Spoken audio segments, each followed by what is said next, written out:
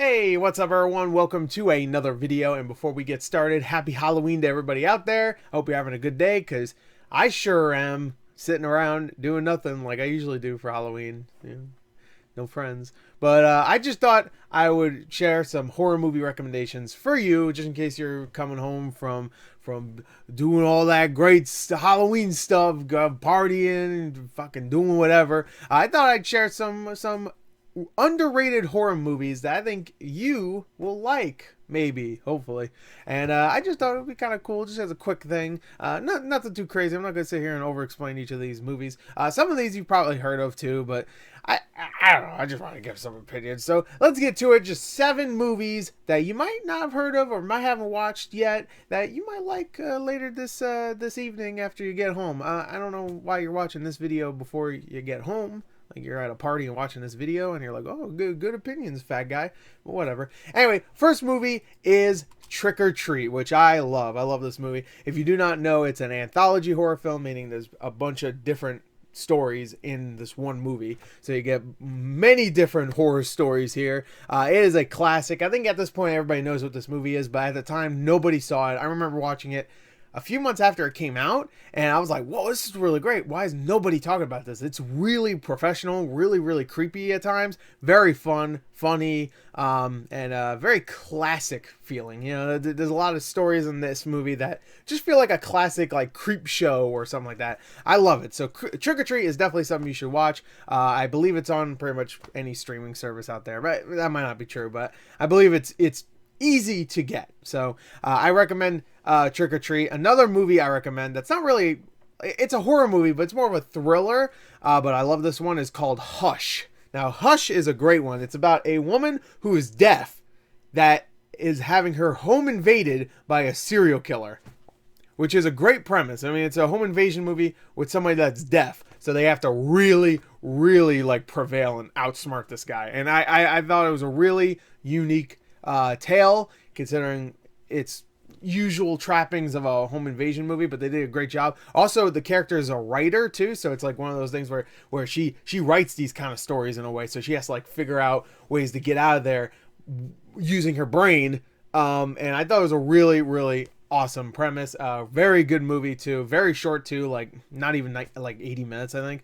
And it's also from Mike Flanagan, who did the Haunting of Hill House TV show. He did the new Doctor Sleep. He did Bly Manor also. He did a bunch of stuff, a bunch of great stuff. And this is one of his best ones in my opinion. I actually love this movie, and it is on Netflix, so you can watch it on Netflix.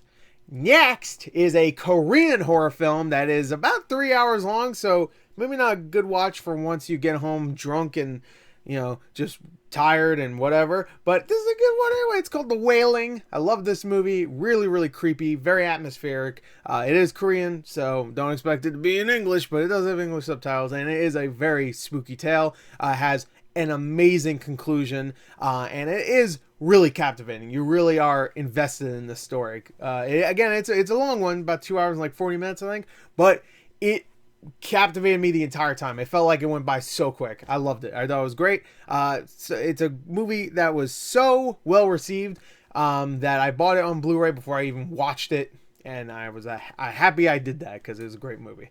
Another Korean horror film is Train to Busan. Now, you might have heard of this one. This one's more of an action horror movie, but it's a movie that I was surprised by, because it is not just pretty scary at times and very intense, but it's very emotional. Towards the end of the movie, I'm like, fuck, man, I like all these characters. What the hell's going on?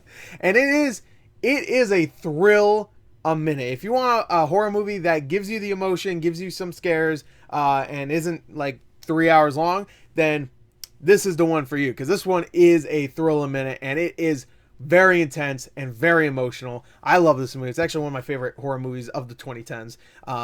The Wailing's up there too, but I love this one. And the next two I'm going to recommend are from the same series, and hopefully a third one comes out. I'm going to recommend Creep 1 and Creep 2. Now, Creep 1 was a huge surprise, because, by the way, you can watch Train to Busan on Netflix. The Wailing, I'm not too sure about, but you figured it out on your own. These are just recommendations, not where you can watch them. Creep 1 is a huge surprise, because I just watched it randomly on Netflix. I like Mark Duplass. I think he's a talented actor and writer and whatnot.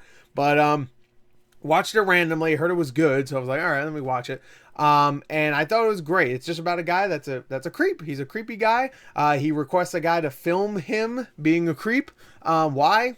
He gives him like some bullshit excuse like, oh, I'm gonna die soon or whatever. I want to record like a memoir or something like that. And it's a very short movie, but you learn very, very quickly that this guy is definitely not just some normal guy that's like dying of an illness or whatever. And of course, that's obvious because in Creep 2, you can see Mark Duplass is still in the movie. And this one goes bananas. This one is nuts. I don't even want to spoil anything about this one because this one's nuts. I will say, though, they add a new character in to Creep 2 that changes the dynamic between the camera person and the creep. To the point where I'm like, the first one was great, but the second one is even better in my opinion. I loved it. I really did. And they're very low budget movies, and they're very short too. I think each of them, both like together, if you watch them together, will take you around 2.5 hours to watch.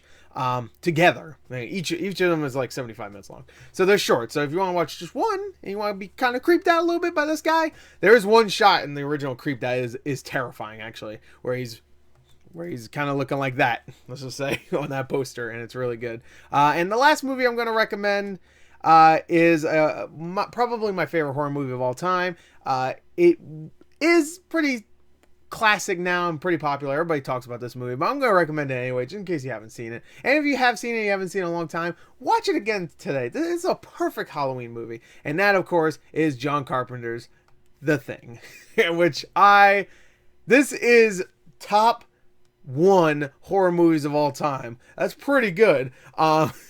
Nothing tops this movie in my opinion. It has the best practical effects of all time for anything, not just horror, anything. Amazing practical effects. I couldn't believe what I saw. And the premise is absolutely terrifying and rock solid. I love it. It's just a movie about people getting paranoid because one of them, or maybe multiple of them, are not people. They are aliens, and it's terrifying. It really is. I love that premise, and I hate that premise has not been utilized ever since then. Well, effectively at least. I can't think of one movie where it's like where people are on somewhere, isolated somewhere, and one of them isn't exactly who they say they are. That was used as well as this. But that's asking for a lot, to be fair. But it's a simple premise that is effectively done here. So fucking perfect. I love this movie. I don't think there's anything wrong with it. And this is the kind of movie where you could see tons and tons of people still making theories about what's going on, who actually died, who got turned at what point in the movie, and I love it. I really do. The Thing is a movie you can watch over and over again and have a different interpretation of what happened throughout each time. So The Thing is my favorite horror movie of all time. So just a quick recap: you have The Thing, you have Creep. Oh no, hold on. Wait, hold on. I'm messing this up. All right, let's do this again. You have Trick or Treat, you have Hush, you have The Wailing, you have Train to Busan, you have Creep 2, and you have John Carpenter's The Thing. All classic movies, in my opinion. All movies that I will always remember as underrated horror films that should be up there with some of the best. Of course, I can recommend other ones that are great, but these are the ones I'm going to recommend for now. Pick one for tonight and watch it, Just don't watch Creep 2.